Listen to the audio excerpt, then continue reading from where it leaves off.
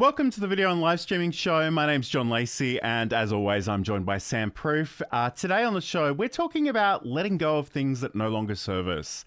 So whether that's tools, technology, or old ways of working, different strategies that maybe aren't quite as relevant for us today as they were when we started. We're just going to look at some of the things that we can do to perhaps make your life a little bit more easy. So we are going out live to all the various places, so let us know where you're watching from. I feel like I had a button for that. Here we go. So hashtag Team Live if you want to humor me, or hashtag Team Replay if you want to do that afterwards when we're not live. But Sam, how are you doing? How's your week been? How are things in general? Yeah, it's going okay. It's kind of getting to a busy part with Halloween coming up. So we've been running around doing a lot of things. We actually had the first of 3 Halloween events last night with the family at Amanda's school, where she's a teacher. They do a trunk or treat. So we all dressed up as pirates, and we decked out our car as a pirate ship with lots of things to pillage and plunder, and had a good time there. I'll have some pictures of that soon on our Instagram and my personal Discord and things like that for anyone who's really interested. And yeah, just keeping going on life and trying to figure out what comes next. I'm in the market for a full-time job once again, so I'm looking around. Nice. So I must admit, Halloween is barely a thing here in Australia, although I have had some friends in America send me some photographs of some of their neighbors' decorations, and there are some really spooky things out there. So I mean, if that's your thing, I'm sure people out there are loving the spooky season. A lot of us are just hoping we can keep Mariah Carey at bay for that little bit longer, but Christmas is coming. It's almost November. I don't know where the year has gone. It's been crazy. But let's check in with the chat. Hello to Said the Facilitator. And don't forget too that you can follow Said. Said has been a guest on this show. I'm going to put a chat command into the chat. Hopefully that's working, because I didn't actually see Said's comment there, but I guess I'll find out in a second. But yes, okay, that's coming through. Awesome. So you can go and follow him. He's at the time of recording, I believe he's sitting on 249 subscribers. So we just want one more. So if you can subscribe, head over to youtube.com/@thefacilitator. All right, let's get into our content. I might even try a different button on the Stream Deck. Let's zoom in a little bit. So let's talk about some of the things that may have changed. And I guess in full disclosure, I'm just going to tell everybody I'm such a creature of habit. If I find something that works for me, I'm inclined to do that for the rest of time. And sometimes that serves me well, and sometimes that serves me really, really badly. So we're going to talk about some of the things that maybe aren't working so well. And again, I love that question from Said, but we'll come back to that in a second. First of all, I guess there are things around us that may change and which we don't have a lot of control over. And I don't want to get on my soapbox too much, but I think we have to acknowledge that sometimes certain platforms, certain tools get bought out by other companies and other people, and they change quite dramatically. I guess, Sam, let's talk about StreamYard first of all, because it's I sort of joke that nothing annoys me more than generative AI, but lately StreamYard has been annoying me even more than generative AI, which is really saying something. So StreamYard was such a beautiful company, really lovely people. They were in constant contact with their community. They had weekly town hall meetings to get feedback and explain things. It was so magical and so beautiful. And as a piece of software, it was one of the things we would recommend to everybody, because it was so easy to get started with, but you could actually take it a little bit further, like not quite OBS Studio Ecamm Live in terms of production, but you could actually sort of do custom layouts and different things. They have been purchased by a company called Bending Spoons. This company has a history of acquiring popular products with subscriptions and just raising the prices and minimizing the workforce. And that does seem to be what's happening here. And it's just really, really unfortunate. Do you have any thoughts on that, Sam? Yeah, well, I mean, it's not even that they've raised the prices, which is, annoying enough, but like they've done it in this way that is such a dig to the existing customer base, where if you're not an existing customer, you actually have a different opt-in rate that's lower. And it's like, what? That's not cool. Like, these people have been with you for years and years, and some of us have been very vocal advocates, which I have to go take down a whole bunch of videos, I feel like, or I said some very positive things, because this was back, in the times where the two actual creators were doing the town halls and stuff like that. And it was such a really great community. And even until that last like week or so, they were still pushing out new functionality and new features that was like really awesome and requested and super cool stuff. And then like the switch happened and it was just so night and day, so instantaneously. It was like hard to ignore, right? Mm. Absolutely. And, it's, I guess the interesting thing about that is they had their weekly town hall meetings and Yeah. they would go out live to YouTube and Facebook and LinkedIn and various places. And I still actually, because I used to watch on LinkedIn and copy and commented on LinkedIn, I'm seeing a lot of comments, recent comments, which have been months and months since those things went live, just people begging for some technical support and getting nowhere at all. So not only have they appear to have removed a huge chunk of their workforce, then don't seem to be getting back to people. They've increased the rates. There are some new functionality brought in with the new rate increases, but I don't think it's really. I don't think it's a good match. Yeah, I forget what things they added, but I remember seeing that come out and I was like, but why? Like, why do we need any of that? Here are the things that have been requested. And then they never replied to me because I was like literally on their post. And I was like, what about these things, which would be awesome and helpful and would attract this whole subset of streamers that are gamers that you don't get because they need this other thing, which is like browser-based overlays and stuff like that. Yeah, it feels like very much in 6 months, this company or StreamYard itself, not the main company, may no longer exist. That's what the feeling is to me. It seems like I've seen this sort of, sinking ship thing happen before where it's like everything gets more expensive, the team gets smaller and the team gets smaller and the team gets smaller, and then eventually the product goes away. Yeah, so, and I think like they introduced dark mode. I think it was 4K streaming or something. Again, both of those. Like, yeah, it's and I guess the other thing too is like this is just their business model. And if you were an Evernote user, for example, you kind of already know what this looks like and how this plays out. So it is really unfortunate. And the thing about StreamYard as a company was they had so much heart. They really cared. They did so much outreach. They've sent me merchandise, and I can't tell you the last time a company has sent me merchandise. And I feel a little bit conflicted about owning it these days because it's not what it was. But anyway, let's move on from that one. We'll have a little bit more negativity, and then we'll maybe move on to some things more constructive. The other thing too is sometimes social media platforms change, and sometimes they're purchased by different people and they go in different directions. And I don't really want to talk about he who shall not be named, but Twitter X is not what it used to be. I guess for content creators, for streamers, you do need to actually sign up for their premium offering to stream to Twitter. So, I mean, that in itself is already annoying to me personally, but culturally, it's gotten very political and I mean, to his credit, the owner now wears his political alliance well on his sleeve, so you know exactly what that is. It's in happier news, hello to CG who's joining us in the chat. CG. Great to have your company today. So yes, I guess platforms change, and the thing about social media, it's great because there are lots of people on those platforms potentially that can see your content. But again, it is rented land. It's often a good idea to go back to the things that you actually have ownership of, like your website, for example, which is something I definitely need to get back in and sort of update my website. I haven't touched it in a really, really long time. And I'm a web design developer by trade. That's what I used to do for a living. So it's I have no excuse, but anyway, I don't know if you wanted to say anything about Twitter. Yeah, I was gonna say that with Zitter, I'm gonna call it that. I've taken up this sort of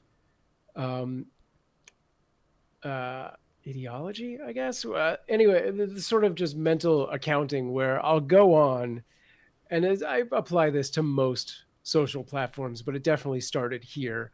And I'll go on, and if I get to a point where I feel like I'm starting to get grumpy and angry at the things that I'm reading, that's it. I close it out. And like, that applies to TikTok and Facebook as well. Instagram, thankfully, is just vapid and not annoying. Like not annoying in an angry way. It's just vapid, right? But like, man, with like Twitter and sometimes Facebook, within just like 2 minutes, I'm like, oh, I'm done. That's what it is. I'm just done now, and I'll close it out. And you know what? I used to spend hours and hours on both of those platforms, and it's now like maybe 4 minutes spread out through the day. And I'm like, I have other things I can be doing aside from getting angry about people I don't know and I don't care about telling me things that aren't true. And I'm like, And it's interesting because I feel like I've enjoyed that platform for much longer than most people. oh But yeah, but the reason for that is I just look at the people I follow. I don't go yeah, for the For You tab or whatever they call it these days. I don't right, look at the trending topics. That's a very easy way to lose your mind is by looking at those trending news topics. Like just don't even go there yeah, because there are people that are trying to annoy you. So just don't do that. The other thing too, I just want to mention, which is perhaps not as problematic as the Twitter example, is just sometimes platforms change what is technically possible. And I know yeah, Facebook changed the way that you can stream to groups. And I didn't realize yeah, how many people actually stream to Facebook groups until that change happened. And, in the StreamYard Facebook page, for example, there were just comment after comment of people just begging and pleading on how do I actually do this these days. So sometimes that can be another consideration. Hello to Business Growth Ready too, who writes, I plan to update all my websites over the holidays, got to do the clients first, so nice. he feels our pain. Yes, absolutely. And Sayed says same for him as well. All right, we're going to go to our first promo. We're going to come back. I want to answer Sayed's question because I think it's a great one. And then we'll continue talking about some of the things that we're letting go of. We are constantly training our cats every interaction that we have with them. Mm-hmm. So when Johan would get on my counter before, this is 10 years ago before I was the cat expert that I am now, Johan would jump on the counter. What was the first thing I did? I'd say his name, Johan. Well, he loves that. That's a reward for him. He said, you just said my name. I would go over to him and I'd talk to him and be like, you can't be on the counter. Johan loves when I talk to him. Ding, that's another reward for Johan. I'd pick him up and put him on the ground, but I didn't want him to think I was mad at him. So when I'd pick him up very nicely and kiss him on the head and say, I love you, but you can't be here. I'd put him on the ground. I had just done 3 things that rewarded him for being on the counter. So I was encouraging him to continue doing that. And that's a promo for Sam's podcast, Just Kidding Around, which you can learn more about over at cuteavalanche.com. This is the video and live streaming show, and Sam is just admiring the new banner that I created in DaVinci Resolve Fusion. And we do have a few flourishes for today's show, so I would be curious if people have thoughts about those. Let me know in the comments. But let's go back to Said's question, because it is a cat question. Said writes, cat costumes, yay or nay? What say you, Sam? Now, is that costumes for cats or costumes for people of cats? Because I'm fine with the people version. The cat version, where it's putting costumes on cats, it depends. It depends on the cat, depends on the costume. So in general, I won't put costumes on my cats. It is interesting, and I don't own a cat, but I've seen a lot of content about cats, and some cats just they just love those sort of thing, and others just can't stand it, and they will just destroy whatever you try to put on them. So I think it does depend on the cat very much so. Again, cats, and Said writes cats in costumes is specifically what I was referring to there, but I think the answer still stands. Hello to Farquad, who writes kitty. And I just want to check in with this comment from Saeed. So he writes, I started using Instagram a few months ago after resisting it for a long time. Mostly I've been reposting some fun stuff. I just realized I have 30 plus posts already. And to be really honest with you, that's kind of my entire philosophy about social media. It's not that you have to be everywhere and do everything, but if I already have something that I can just upload and write some words beside and hit publish, I figure why not? If I'm giving that stuff away for free, I might as well share it as widely as I can. So you can certainly do that as well. All right, so today on the show, we're talking about letting go of things that no longer serve us in terms of tools, technologies, and strategies. So we need to talk about some tools because some things work really well up until they stop working, and that's kind of where I need to start today. One of my favorite tools in the past had been the ASIO plugin, which is and I think it stands for Audio System Input Output. And the great thing about that was that it would give me the ability to bring in the different inputs from my Rodecaster Pro in as separate inputs into OBS by themselves. And I love that because it meant I could have like my sound pad on one channel. I could have any of my 4 microphones on different channels and different scenes. I could bring somebody on a phone and actually Bluetooth them into the conversation as well and have them as their own input. And that all worked really, really well until it stopped working. And last week, actually, on my DaVinci Resolve stream, it was so weird because one of my neighbors started using their power tools because I live in suburbia and people love doing that here. And I kind of commented, I hope you can't hear that. But when I did, all the audio just cut out immediately. And I got it back by just going with the stereo output, but I just thought I can't rely on this. It's just too flaky. It works sometimes, but not all the time. And I really want it to work consistently. So I realize I'm putting you on the spot, Sam, but are there any tools that maybe you enjoyed using and then you had to let go of? Trying to think of there's got to be something. Like I have this. You all know I love Mix It Up. Mix It Up released a new update that is a breaking update. So certain things, if you've implemented, which I clearly have, either have to be fixed or rebuilt or abandoned. And I'm really worried. I haven't installed this new version yet, but I'm really worried that it is in fact going to invalidate some of the things I've made to such an extent that I need to find a different way to do it. I will still continue to use Mix It Up, but maybe not for these things, which is basically I've built a series of mini games for both of my streams. And it did something to how overlays work that seems to be bad. So I may have an answer for this question at a different time. Beyond that, gosh, I'm sure there is stuff and I just can't think of it right now. Tools come and go and sometimes those choices are made for you because they just are gone. Like, I was a big fan of Mob Crush until it wasn't a thing anymore. So there's things like that. And I mean, a lot of those streaming destinations that you started on don't exist anymore because I guess that's the thing. There's a lot of that too. There's a lot of change in the world and it's pretty constant. And you kind of need to have some parameters around how to negotiate all of that because, I kind of mentioned this in the Lone Live Streaming newsletter this week. Like, I don't think jumping from shiny object to shiny object is a good approach. But by the same token, I think it's still worthwhile to be open to new possibilities and new ways of working because sometimes you'll just adopt an approach and it'll work well. And, maybe you need to take some time and kind of reflect to see if it actually still supports you in the way that you want to be supported. So I guess the other thing I wanted to mention under sort of this banner is just simply that we had been using Video Ninja to bring you into my version of OBS, and it works some of the time. The quality wasn't always great, and we are trying something called ping.gg today, which is a paid service. And for the most part, I would say your video is a lot crisper this week, and I'm curious to hear what people in the chat might make of that if they're regular viewers. It's not perfect, but I guess on some level, perhaps nothing ever will be. Maybe.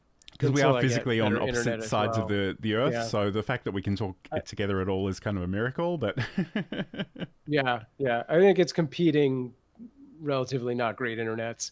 I know one of the big differences between ping and video is that ping is down down-resed me to 480 by default. And I think last week we did a test and tried to do it at 720, and there definitely was an issue with that. And VDO just brings me in at either 720 or 1080. So it was like really, I think, a bitrate issue more or less, and it was not great. Farquaad says, yeah. So Farquaad just wrote better than Sam's AOL dial-up video stream. And I got 60 hours for free. And Saeed is saying yes, it looks less grainy. So I mean, I think it is an improvement. And I guess the other thing I will say is this was actually something that Garen Parkins, who I'm just trying to think, the desk rig setup. So he is a company that builds some gear essentially to hold a teleprompter and a camera and some different things as well. And his company sort of produces shows for people. Yeah. And I think they kind of operate the OBS elements, and the guest and or host sort of come in via ping.gg. So that was where we first heard about it. So I guess just shout out to him for recommending that so many episodes ago. So we do appreciate that. But yes, sometimes you just got to try things out. And I guess that's the other thing too.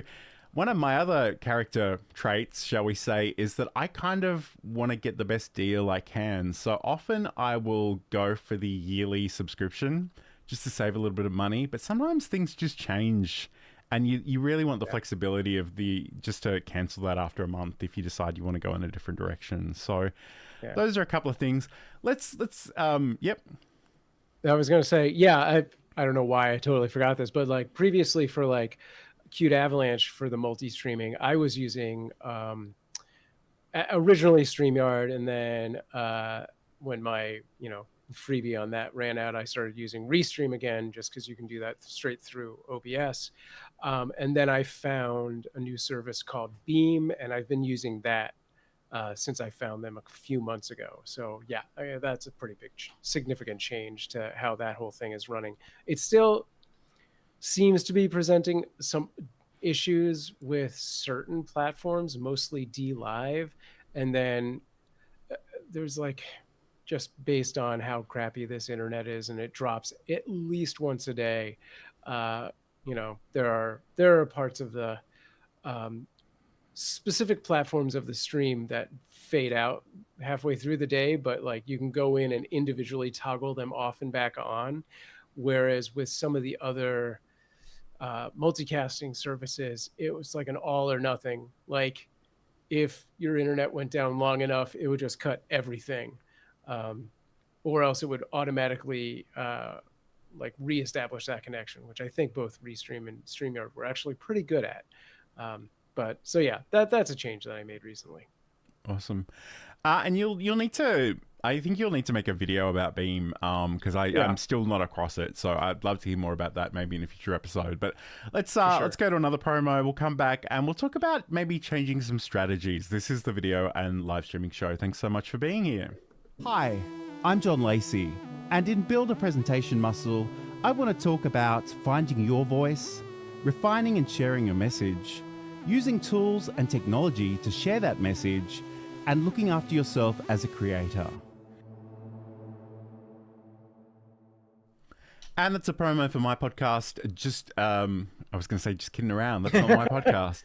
Build a Presentation Muscle, which you can learn more about over at johnlacey.com. It's all about showcasing your expertise through content creation. But this is the video and live streaming show today. And we are talking about letting go of things that no longer serve us, whether that's tools, technology, or strategies. And I think we need to talk about strategies because I guess the thing I noted in the newsletter this week was sometimes life throws you a curveball and you just have to adapt. And Sam has had a very character building year, I would suggest, in all kinds of senses. But do you want to large curveball? Do you want to sort of, I don't necessarily want you to revisit the trauma of all of that, but maybe in terms of changing your approach, can you talk to us about that? Yeah. So, back in May, as John said, we had a big curveball in which, we were displaced from our house and we had to move into an apartment. And with that apartment came a lease that was very restrictive on us having the ability to foster cats, as well as not a great internet. So Cute Avalanche went from being a live 24/7 cat cam that had live cats running around with 8 different cameras that people could control remotely or switch to remotely. One that you could actually physically PTZ, pan, tilt, and zoom with. Um, like, you know, we had to go from that to just running a playlist for, you know, all hours of the day because we did not have live cats we could show. And Amanda did not want just like cameras in our new bedroom just to show the 2 house cats, because it's not exactly the same experience. And it's, you know, it's like she needed a break, I think, from the whole camera thing. Yeah, so we started doing just a playlist, and within, you know, a month or so, I had to really reevaluate what it is that are, you know, what it is that we're doing as far as maintaining and continuing the brand, because that wasn't very interactive. So we do still one chat a week where we come in on Saturday mornings and we talk to everyone. We give kind of life updates, even though they're not foster cat updates, more or less. And that was pretty much it. And I was like, oof, this is such an about face. Like, we've definitely seen a dip in our viewership, and, you know, with that, a dip in our subscribership. So, you know, to sort of make some changes, I was like, what is it we can do? What are the things I've been doing, and how do I make that work? And I'd been trying to also make Sam Proof work, you know, bring that back from the dead, and you know, in a way, more so than just doing this Friday show, which goes out to my channel as well as John's channel. And, you know, I was starting to maybe do some videos here and try and keep up on all the social medias. And at the end of the day, I was like, this really doesn't move the needle, and it isn't, you know, monetized or anything like that. So it feels like a lot of wasted effort at this point. So I've, for the most part, aside from this show, put Sam Proof completely on hiatus, even though it basically already was. And then with Cute Avalanche, a few weeks ago, primarily, maybe a few months ago, but in the last few weeks, I've been pumping out like daily shorts videos. And I put that out on YouTube and TikTok and Instagram. So it's vertical videos as well as Facebook, because that just happens.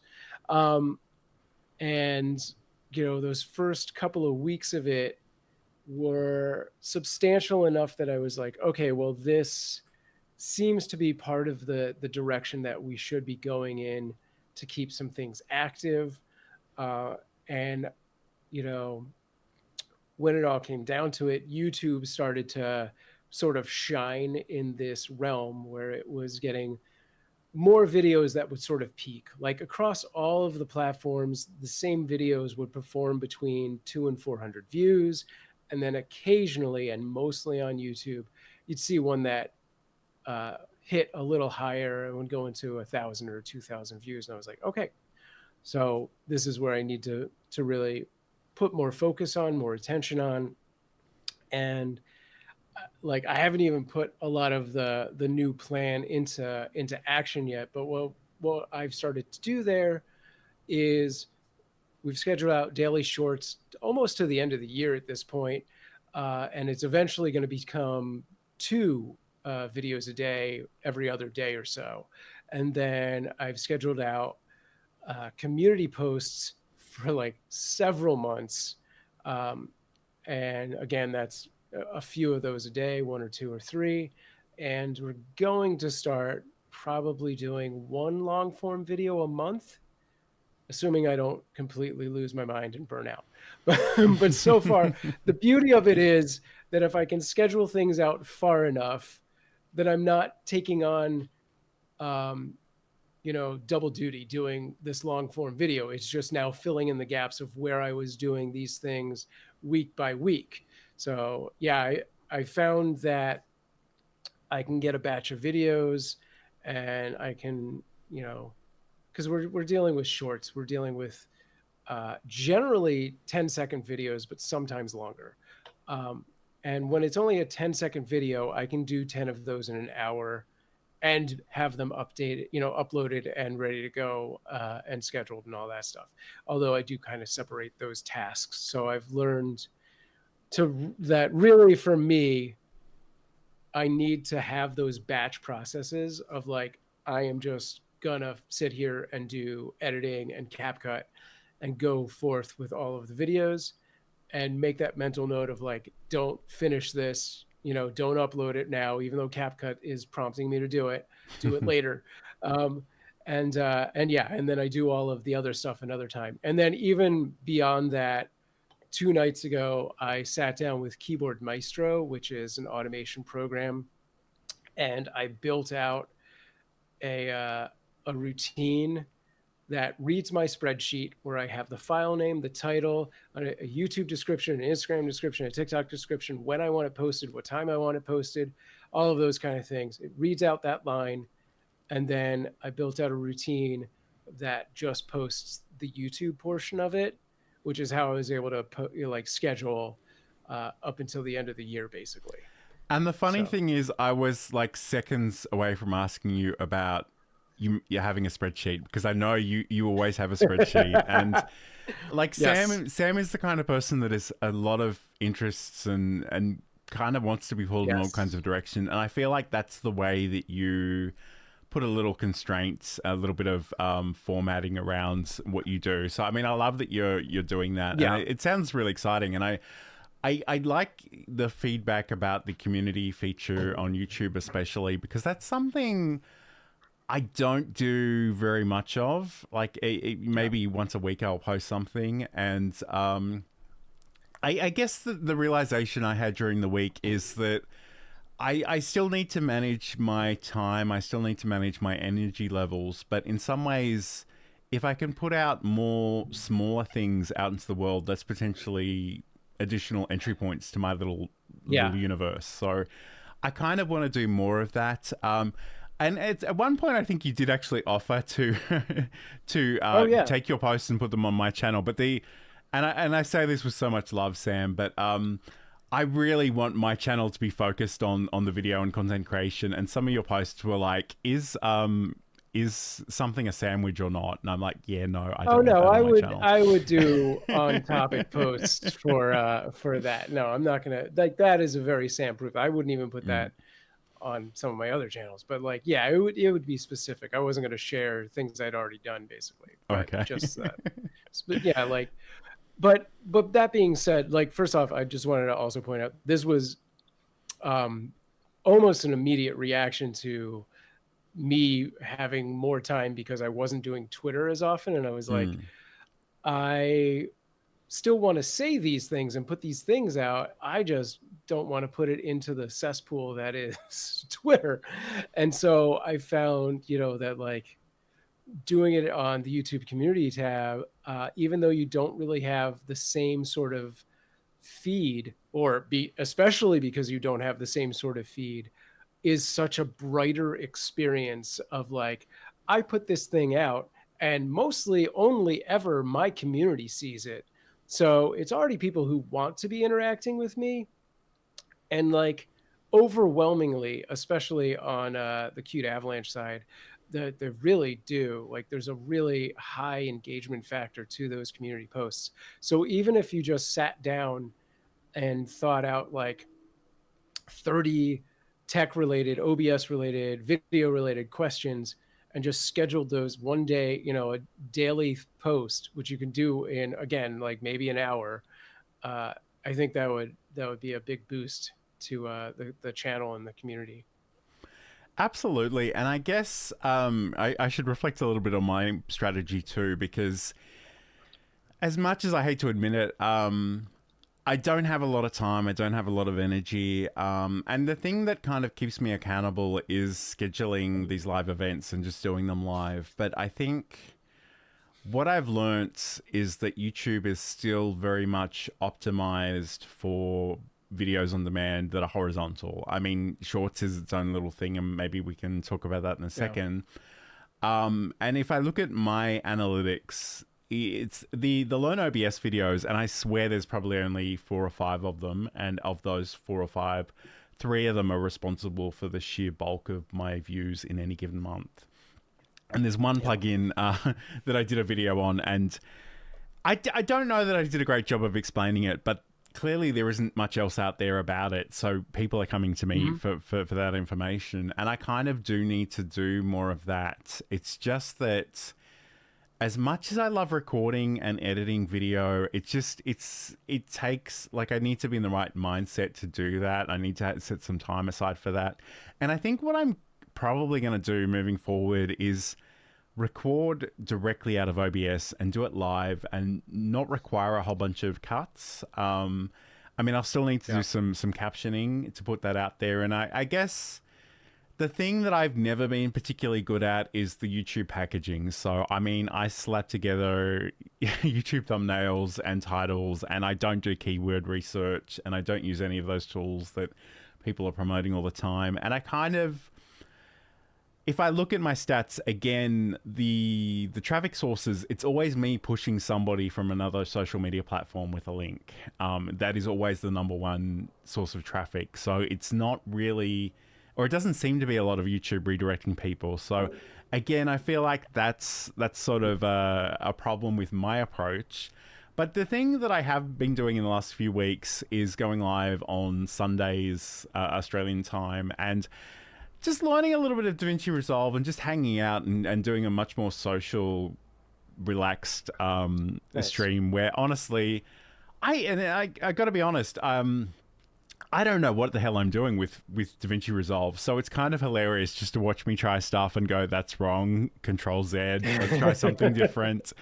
And, you know, just test some of these assumptions. But I am making, you know, I'm making a lot of graphics and overlays and stuff that we've been using for this show. So that's been really cool. And I guess in some ways, I've just felt really burnt out, and learning that software has actually been a lot of fun. So that's kind of the thing that I've been looking for in some ways, just to make sure I do try to have a little bit more fun, because a lot of this is a lot of work. And, you know, we hear all the stats about people, you know, releasing 3 or 4 videos or 3 or 4 podcast episodes and then just going, wow, this is just too much for too little response. Sure. And unfortunately, I think you need to be really committed to a lot of this stuff for a really long time before you start seeing any kind of traction. And I kind of said to somebody last week, like, it took a solid 100 episodes of this show before I started to feel particularly confident on camera. So yeah, I think, you know, in some ways you do need to keep pushing. And again, Saeed made this great joke about my inability to reference my own podcast. He writes, just building a presentation muscle around, which is sort of a combination of both our podcasts. But yeah, I think, like, you do need to keep going. You need to be consistent, but you also need to think about the long game. Like, it's a marathon. It's not a sprint. And I see a lot of beginners that are really enthusiastic, but they just go all in really quickly and they're just burnt out in a couple of weeks. And I think that's always a danger. So yes. Yeah, I recently saw like a tweet from Roberto Blake where he was championing quantity over quantity. No, quantity over quality. Sorry, quantity. And you know, had he tweeted this 3 months ago, I would have been like, what is your problem? That's complete bull. But now that I've done this thing with daily shorts, I'm like, you know, this didn't take me that much time and is getting me much better results than I think if I had taken all of that time and made one video, right? So I think at a beginner level, it very much is find the topic, find the niche, and push out as much as you can easily, and then reevaluate later. But like, you know, when I was working at like Mob Crush and other startups and stuff, they always talk about the MVP, which is minimum viable product, which is why, you know, so many game companies send out games and then patches 2 months later because it's a broken game and they need to fix it. And it's all about getting out something that is just playable enough, to appease their community. And in a lot of ways, I think that is a good enough strategy for the video content world right now. And it's like, because of like things I've said this before time and time again, like 90%, especially if your shorts are going to be seen by new people, that you can just take that one thing and just redo it again and again and again. Because as both John and I have said, if you say something once, it's worth repeating over and over again. And you can just do it a little bit different and a little bit different and package it a little bit better and a little bit better. So you're almost working on both the quantity and the quality over iterations and time. You're just kind of doing the same thing in a different way, in a better way, more and more and more. So yeah. Absolutely. And I guess I use the expression content creation quite a lot, and some people do take exception at that. They're like, my podcast is art, and it may be, and right. I think that's fine. But for me, like I put a lot of love and care into my content, but it's something that you'll revisit when you need it. You won't necessarily rewatch it or reread it like it's The Lord of the Rings or The Hobbit or, right. I don't know, a great music album. And I guess, especially for social media content, especially for those shorts, like people experience them so quickly and they move on. And there's got to be a point of diminishing returns. Saeed writes 80% quality is enough, which I think is probably true. And again, as a bit of a perfectionist at times, this is something I struggle with quite a lot. And Ileana writes, it's not easy. I give myself two tries on video. I like audio and working on my first podcast. And to be honest, like, as much as this is a video and a live streaming show, any content you're putting out in the world is awesome. And I just want to applaud anybody that's making anything, because we know we're in the minority. We know there are, 99% of people who don't do this, and we're just giving it a go and seeing what happens. So, right. Ileana writes that Spanglish is her niche, which is interesting. And it's funny, whenever I see the word Spanglish, I think of Ricky Martin. But let's let's leave that there. And Saeed, who is like just the life of the party, he writes, I prefer the term minimum like lovable product. Nice. And that's just his sense of humor. Hello to Tanya Smith from Stream Like a Boss. She writes, hi fam, this conversation resonates with me, especially right now. Because nice. I know like nobody does as much as Tanya does. I don't know when she sleeps. Although that's true of Saeed too, where it's, I don't know, 1 a.m. in the morning in Germany right now. But let's go and we'll talk. We're going to come back and talk about simplification a little bit in just a moment. So this is the video and live streaming show. Thank you so much for being with us. Hey gang, if you need help running a live stream or optimizing your YouTube channel, get in touch with me. I can help you get set up with live streaming, operate your stream, strategize your YouTube channel, and so much more. Hit me up at samproof.tv, and I'll talk to you soon. And if you do need help with those live production services, definitely reach out to Sam at samproof.tv. And hello to Jesse Wong, who is apparently an avid OBS user and listens to our podcasts on long drives home. Awesome. What's your preferred podcast platform? Yes, we'd love to know that one's better.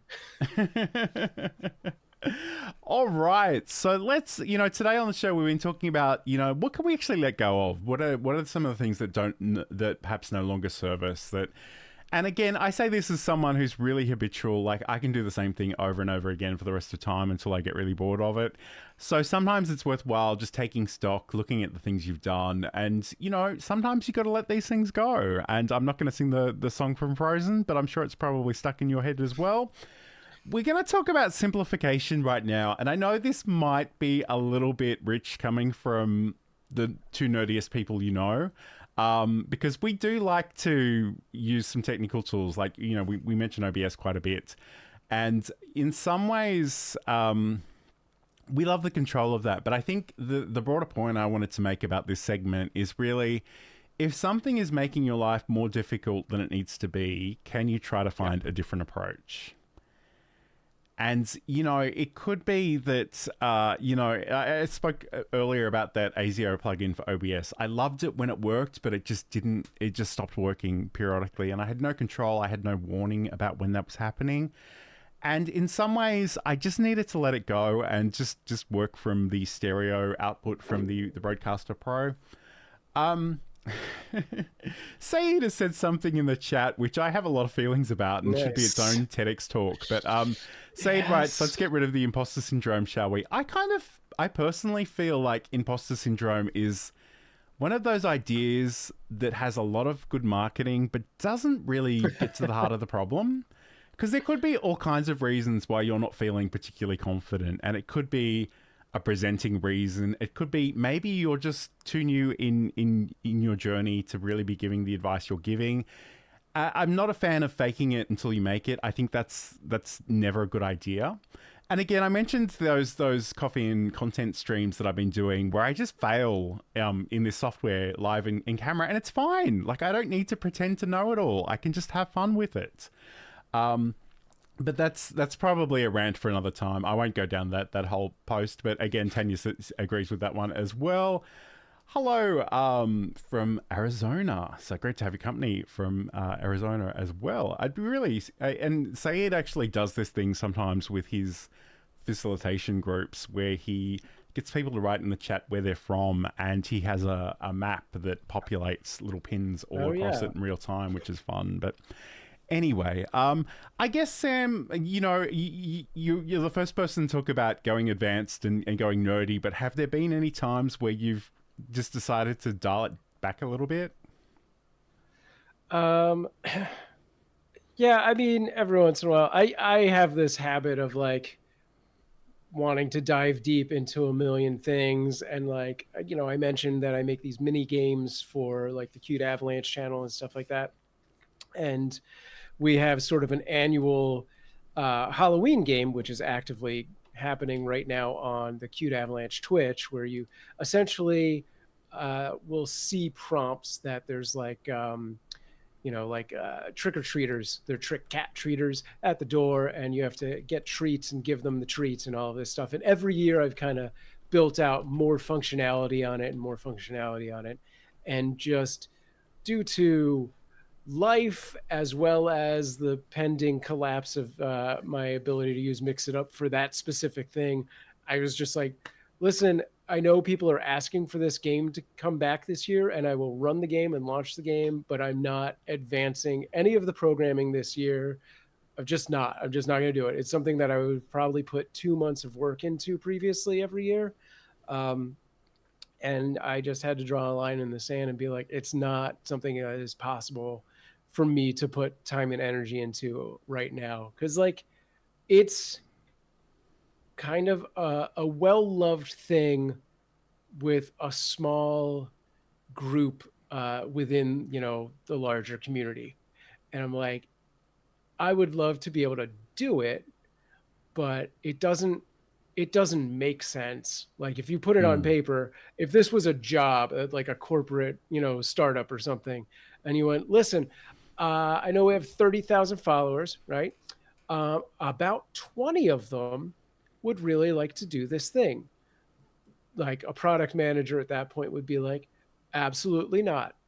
Yeah. Like, there's no reason to. So I had to, like, kind of put the screws on it and, you know, be my own manager and be like, no, Sam, you can't do that. It is one of those things, and I see a lot of people that are really excited about a lot of different projects, and the truth is we really kind of have limited resources, we have limited time. You kind of need to pick a lane and kind of stick with it, because I think the other problem with doing too many different things is that you confuse people. Like, they don't really know what you stand for or what you're about or what you can help them with. But let's just check in with the chat a little bit. Some good chat. Ernesto is writing, I'm new to learning OBS. I'm familiar with Ecamm and I have vMix, but I want to move to 4K. Again, we've kind of already alluded to the fact that between the Australian internet and Sam's American internet, we don't have the greatest connection. I would be very scared to try and do 4K personally, but I mean, I know some people are all about it. It wouldn't work with us. Yeah, so just make sure here's my thought. Yeah. Like here's my thought on like the whole I want to do 4K thing. I don't know what platforms you're going to, but if we're assuming it is YouTube, you can actually look at your data, your analytics, and see what devices people are watching your stream on. And for the most part, they're going to be doing this, right? They're going to have like their phone and it's going to be there. And this doesn't need to even be 1080, like to be a decent picture. So it feels like a waste of resources. If for some reason you find out that the majority of people watching your stream are watching via TV, go to 4K. Yeah, and to be honest, like I'd love to hear more about your experiences, Ernesto. But again, like we have some very real technical constraints here. But and I guess the thing, like when YouTube kind of announced that you could like zoom into these super large resolution, I'm like, yeah, I go to great lengths to sort of hide the fact that I have terrible skin on camera as it is, so I don't really want to open myself up to that. Sometimes you want to be like, just smear Vaseline over the lens as it is. But anyway, I mean, I'm not saying you shouldn't explore that. In fact, I'd be really curious to hear how you go on that. Okay, so Sayed writes, sometimes I think I should host sessions on just my notebook to remind myself not everyone has our setups. Even a second monitor is a luxury for some. It's a good way to stay humble and build empathy. This is a really good point. And, you know, Tanya sort of made this point as well. Sometimes people mistake improvement with having more stuff. And I'm so guilty of having so much stuff. Yeah. I need to take a week off and like just clean up my desk, and because I've literally got cables coming out of the cable management of my table that don't connect to anything anymore because my computer has changed and the power connections are different and all kinds of stuff. Jesse writes, great point, Saeed, staying humble is important. And hello from Vietnam. Hello, Jesse. I didn't realize you were from Vietnam. Great to have your company. And Ernesto writes, that makes sense. And Jesse is very aware of this acronym that people like to use, gas gear acquisition syndrome. And again, I feel a little conflicted about that because sometimes, some weeks I just have a bad week, and the only thing that'll make me happy is if I buy myself a new piece of gear. And I've been looking for literally any excuse to buy a Stream Deck Plus, and I was hoping that Saeed would give me some excuses to commit to that, but that's still kind of a work in progress. But anyway. All right. So again, like, and I know it sounds like a bit of a cop-out, but the big thing we always come back to is, you know, what are your goals? What do you want to achieve? Yes. How technically proficient are you? How much do you care about, you know, the ability to customize things? Because at the end of the day, there are lots of turnkey solutions that are straight out of a web browser that can work really well if your goal is just to have a side-by-side conversation with somebody. And I think for a lot of people, that's the skill they need to develop right now. Like, you know, as much as we love the OBS stuff and we play with the settings and we play with all the plugins, that's not for everybody. And I just want to acknowledge that that's true as well. Ileana is a newbie in all AI apps, and she's learning hands-on and finding it exciting. Maybe a 51-year-old AI nerd over here. Okay, cool. I'm trying to be so nice because AI is my least favorite thing in the world, but you do you. That's the important thing here. I hear you though. We can form a club. I'm also 51. Nice. And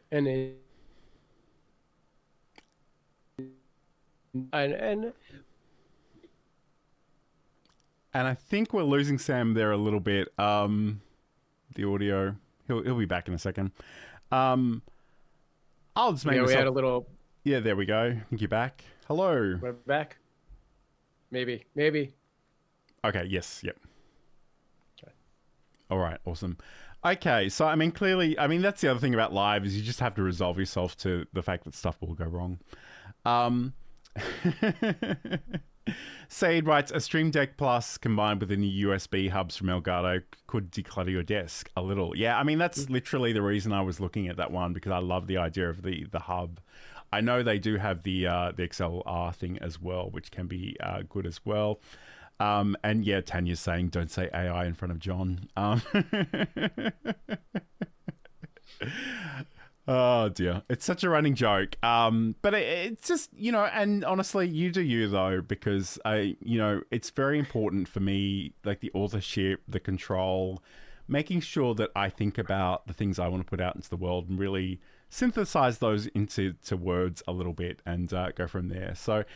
And Farquhar is saying that Sam's 60 AOL hours have run out. And unfortunately, like, it's definitely a thing that's happening right now, is that the quality has degraded quite a bit. So we might start wrapping up the show.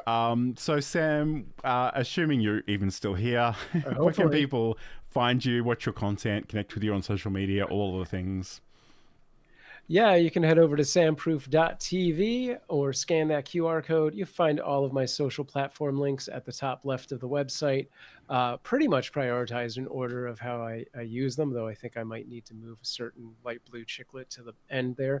And if you didn't get enough cats today, head over to cuteavalanche.com and check out what we're doing over there, especially over on the YouTube page. So you can find us as Cute Avalanche on any social platform that you use. And that's it. And if you want to catch up with me, you can head over to johnlacey.com. I've got the podcast and articles and a whole bunch of different things on there. If you scroll to the bottom of those pages, you'll find links to social media. I tend to hang out on YouTube and LinkedIn especially, so you can come and find me over there.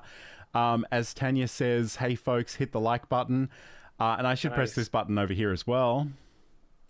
Don't forget to like and subscribe.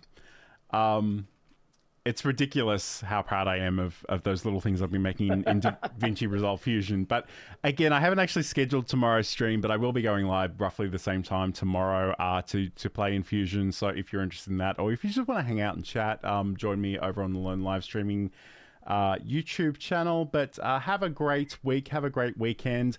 We'll talk to you roughly the same time next week. There is some daylight saving stuff, so just keep an eye out for those invites on the various channels. But don't forget to subscribe wherever you happen to be watching this.